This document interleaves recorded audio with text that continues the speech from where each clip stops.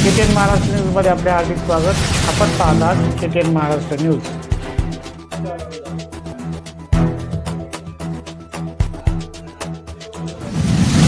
आज दिनांक 15 रोजी डॉक्टर अमोर कोल्हे यांची किनवट येथे महाविकास आघाडीचे उमेदवार प्रदीप नाईक यांच्या प्रचारार्थ जाहीर सभा संपन्न। महाविकास आघाडीचे अधिकृत उमेदवार प्रदीप नाईक यांच्या प्रचारार्थ जाहीर सभा दिनांक 15 नोव्हेंबर 2024 रोजी सकाळी 11 वाजता NK गार्डन समोरील मैदानात संपन्न झाली।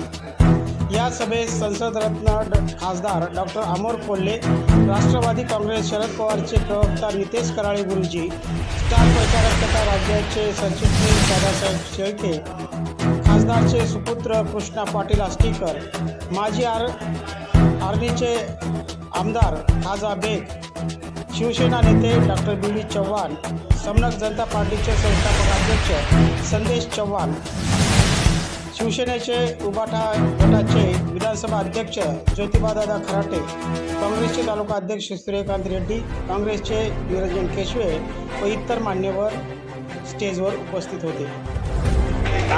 ऑपरेशन केल्याशिवाय बिमारी जाणार नाही, त्यासाठी मी घोषणा देतो। आपण घोषणा द्या, त्याचं विश्लेषण मी नंतर करतो। पत्रकार साहेब,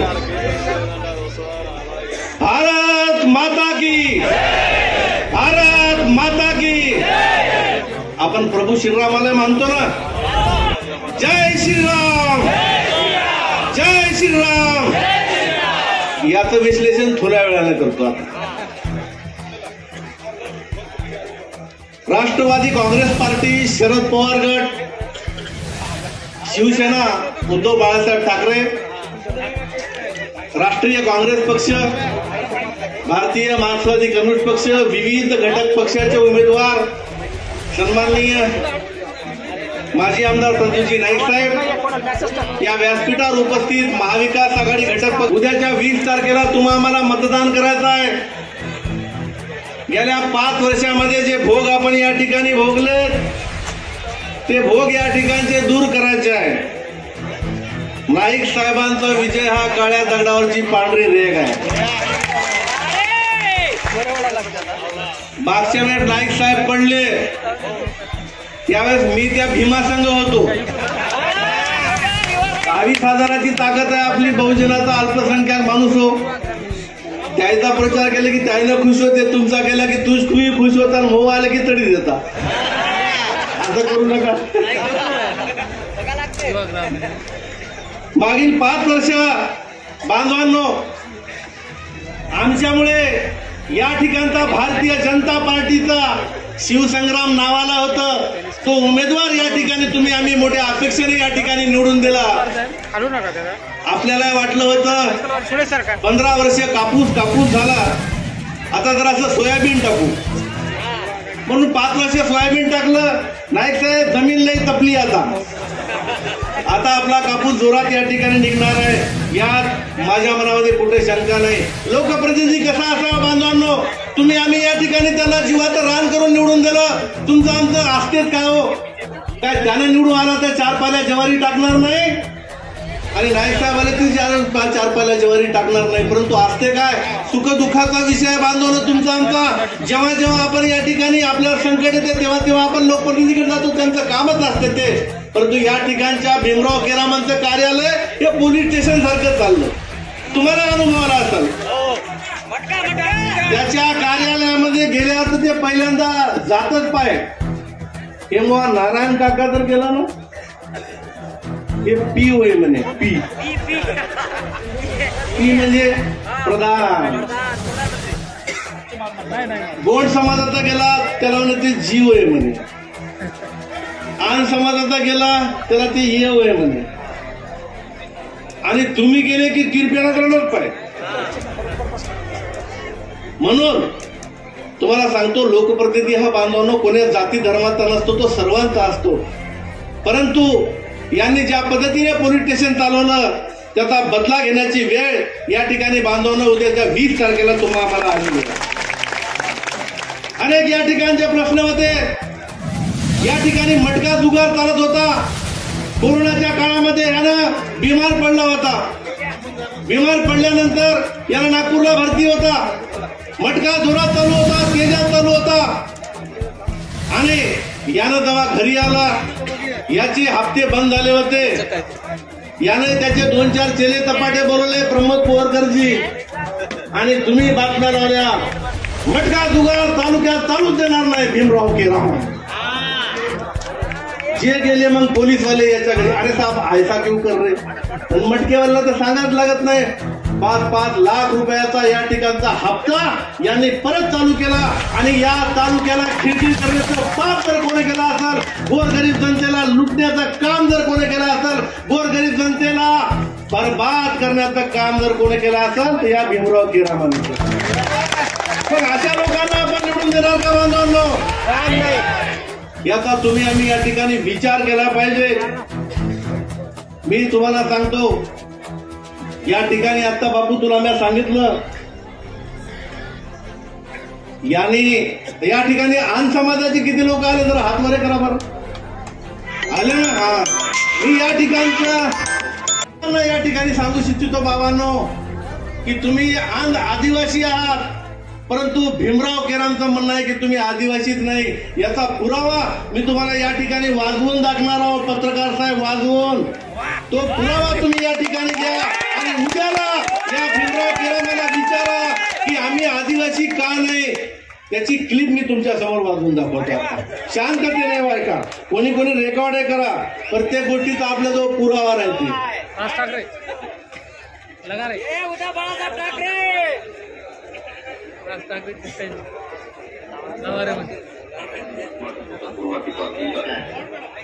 त्याच्यामध्ये आता खरं म्हणजे आता आपण चार्जेस लावू नये, तो पण आदिवासीच आहे, नाही असं नाही, परंतु त्याचं जे याचं जसं आहे ना, त्याच्याच पद्धतीत त्याचं सुद्धा काम होतं. दुसरी गोष्ट, त्यानं तो आपला तो ट्रायबलचा कमिशनर म्हणून जेव्हा नाशिकला जॉईन झाला, आपल्या सगळ्या डिपार्टमेंटची त्याच्यानं वाट लावून टाकली ना. तर वाट लावली साहेब त्याने, खूप वाट लावली.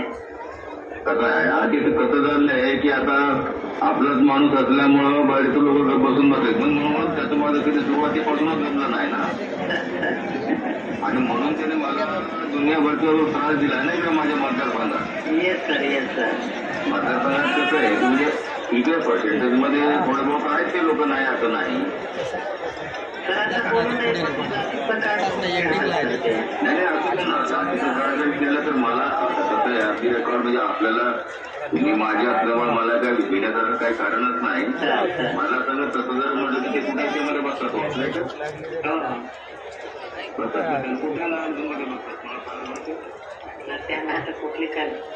बस झालं, खूप मोठी क्लिप आहे. आंध आदिवासी बापू कोण्या नाव म्हणते, कोण म्हणते भीमराव म्हणते, भीमराव म्हणते आंध आदिवासी कुटुंब असते म्हणून. म्हणजे आज आंध आदिवासींना सुद्धा जर विजय झाला भीमरावाचा, तर काढून फेकण्याचं पाप भीमराव केल्याशिवाय राहणार नाही. बाजूला मी तुम्हाला सांगतो, हल्ली जातीय वातावरण एवढं वाढलेलं आहे की कोणी कोणाच्या जातीमध्ये येऊ द्यायला लागलेलं नाहीये, आणि अशा परिस्थितीमध्ये आंध आदिवासीवर या ठिकाणी अन्याय होण्याची शक्यता या ठिकाणी नाकारता येत नाही. म्हणून उद्या जर भीमराव आला, तर या भीमरावला विचारा, भीमराव तू का म्हणला आम्ही कोणाच निकषात बसत नाही म्हणून, अरे आम्ही आदिवासी हो ना, आमच्या निकषात तू बसला म्हणून तर आमदार झाला रे बापू. हा सवाल उद्या तुम्ही या ठिकाणी विचारा. जर कोणाला पुरावा लागला तर ज्योतिबा खराटेकडे आहे, पत्रकार बांधवांनो, अनेक पुरावे आहेत माझ्याकडे याचे, परंतु जास्त पुरावे बोलणार नाही. आपणही कंटाळलेले या ठिकाणी असाल. मी काय अनेक जण बोलत नाही, कोणाला वाटते ईडी सीबीआय आपल्या मागे लागत. आपण न घेणारे माणसं आहोत. आपण जेलमध्ये जाऊन आलेलो, जेलमध्ये किती जण गेले तर आमचे खरे सांगले, आपण जेलमध्ये जाऊन आले. आपण कधी कशाला घाबरणारी माणसं नाहीत. अनेक गोष्टी आहेत. आता मी तुम्हाला सांगतो, मी जय श्रीरामची घोषणा काऊन दिली सांगतो. आता भारतीय जनता पार्टी वाल्यांनो, किनवट माहूर तालुक्याच्या RSS वाल्यांनो, मी तुम्हाला सांगू इच्छितो की ज्या वेळेस शंकरशहा रघुनाथ शहा व्यासपीठासमोर रावणाचं दहन होत होतं, तेव्हा हा भीमराव केराम तिथं आला. तिथं येऊन तो तुम्हाला RSS वाल्या आणि भाजपवाल्याला म्हणला की तुम्ही जर रावणाचं दहन केलं तर मी प्रभू श्रीरामाचं दहन करतो. प्रभू श्रीरामाचं दहन करणारा बोरे साहेब तुम्ही उमेदवारी देता. मी आजही सांगतो, आणखीन वेळ गेली नाही, आणखीन 1-2 सभा होते. नाईक साहेब मला एक परवानगी द्या. उद्याच्या सभेमध्ये उद्या परवा होणाऱ्या सभेमध्ये भीमराव केरामाला तुम्ही फक्त एवढंच म्हणाला, मी जसा म्हणलो जय श्रीराम तसा म्हणते का पा म्हणला तर मग एक मत मी त्याला देतो नाही म्हणते का पा तुम्ही. मग तुमचा कुठला हिंदुत्ववाद आला? हा हिंदुत्ववाद कुठला आला?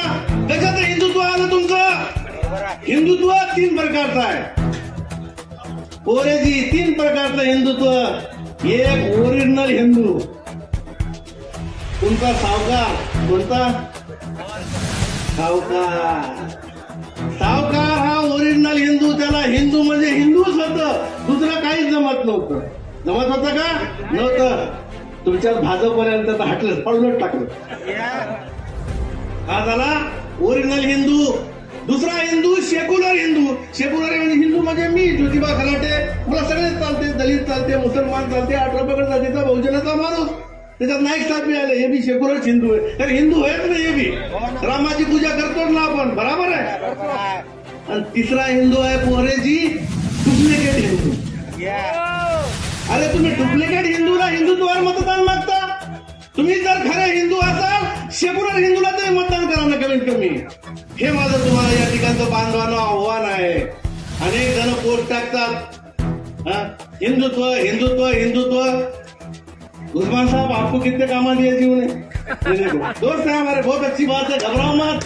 तुमको लग रहा उन्हें भीमराव हाउस चुन गया तो मेरे काम आ जाएगा? नहीं जाता. नाइक साहब का चुनाव चुन के आने वाले, सवाल मत करो, कितने काम आ जाएगा.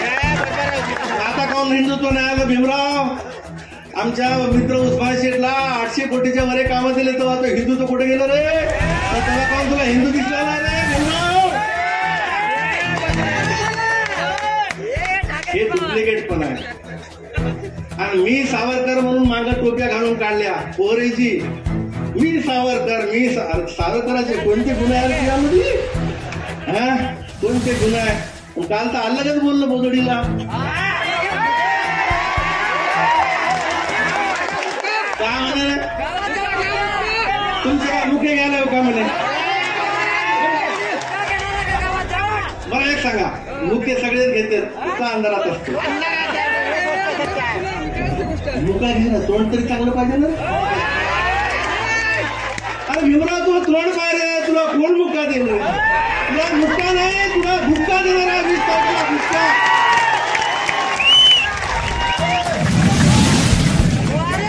पोलिसांना वारे आले की मी बंद करतो.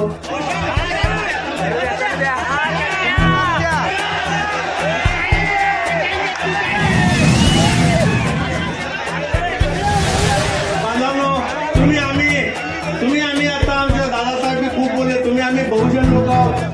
आणि बहुजन लोक प्रवाहामध्ये कशामध्ये आले असेल, आरक्षणामधून कशामध्ये आले असेल, त्याला सगळ्यात महत्वाची जर कुठली गोष्ट असेल बांधलो तर ते शिक्षण आहे. डॉक्टर बाबासाहेब आंबेडकरांनी 1946 साली पीपल एज्युकेशन शिक्षण संस्था स्थापन केली, पीपल्स एज्युकेशन संस्था.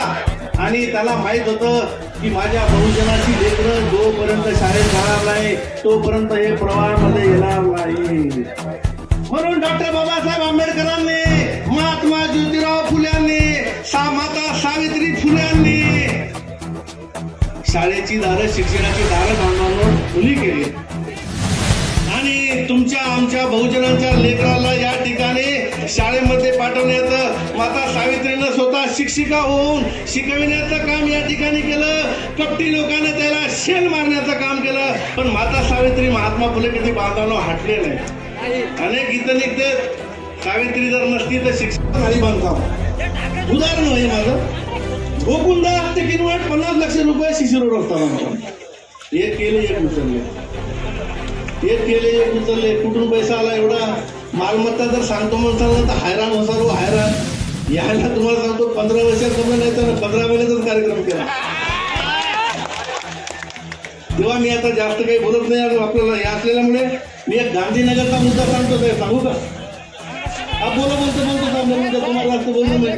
भीमराव जोशीराम ने भाजपा के खिलाफ ज्यादा कोई बोलते नहीं, वो ईडी आ जाती बोल गया, मेरे घर को आ जाएंगे, मैं मिलकर बोलते. काय होते गांधीनगर हाल? गांधीनगर काय होतो बिचारे? अरे गोरगरिबाचे लेकर होते, झोपड्या बांधून राहत होते त्या ठिकाणी. कोणतं नगर केलं तिकडं? आमच्या अनिल श्रीमनवारचं गोविंदनगर. गोविंदनगर केले गोविंदराज सिटी. हे गोरगरिबाचे घर जून महिन्यामध्ये काढले हो. एखादं झाड जर बांधवांनो तोडलं आणि जर त्याच्यावर जर खोपे असले खोपे तर त्याचे चिमणे पाखरांना चिवचिव चिवचिव चिवचिव करत फिरतात. चिवचिव चिवचिव करत पावसाळ्याच्या तोंडावर या भीमरावना त्याचं घर उद्ध्वस्त करून टाकलं आणि तिकडे गोविंदराज शेट्टी आमच्या श्रीमनवार साहेबांची केली दोघांच्या पार्टनर मध्ये आणि लाखो रुपये कोटी रुपयाची माया जमवण्याचं काम केलं. भीमराव हे पाप तुला व्हावं लागणार आहे. या लोकांचा तळतळाट तुला या ठिकाणी लागणार आहे. तुम्ही भारतीय जनता पार्टीवाले प्रभू श्रीरामाला म्हणताना थांब मी श्रीरामाला बोलवतो आता. हे राम तू छुपा कहा. प्रभू श्रीरामा तू कुठं लपलास रे बाबा. हे राम तू छुपा कहा अंधेर किनवट में मचा गांधी नगर की कैसी कर दिए दुर्दशा. बोले साहेब आलेले आहेत.